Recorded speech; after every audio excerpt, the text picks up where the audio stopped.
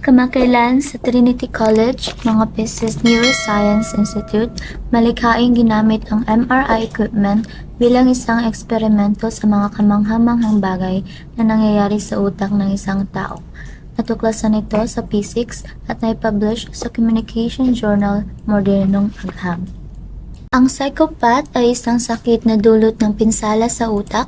Ang napakalaking computational power ng utak o ng ating kamalayan ay ang teoryang sanhi ng quantum mechanics.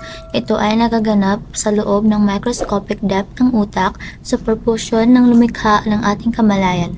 Sa teknikal, ang ating utak ay katulad ng isang quantum computer. Naniniwala ang Young Team na ang EEG ay isang pamamaraan sa pagre-record na ang tawag ay makikita sa G-signal na ito gawa sa tibok ng puso, mga signal na may parehong pattern sa utak.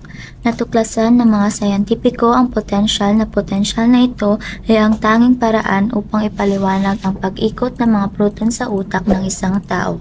Ang utak sa pamamagitan ng quantum mechanical physics, eksperimento na natagpuan upang gumana, gayon din ang tibok ng puso ng isang tao.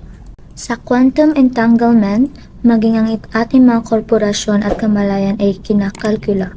Gumagana ito ng eksakto tulad ng isang quantum computer. Heliocentric theory ay isang pag-aaral ng konteksto kung saan ang ating utak ay gumagana bilang isang prosesong quantum. Ang utak ng isang tao ay hindi isang semiconductor, so precision ng mga quantum processor at ang pagganap ay mas mataas kaysa sa computer. Quantum mechanics ng Copenhagen, ang pagkalkula at paglutas ay mga pambansang panuntunan sa pagkakataong ito.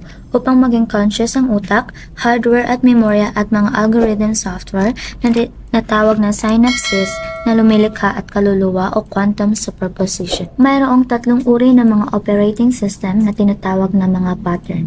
Ngunit sa puntong ito, artificial na katalunahan sa mataas o advanced na quantum computer, complex quantum na may software.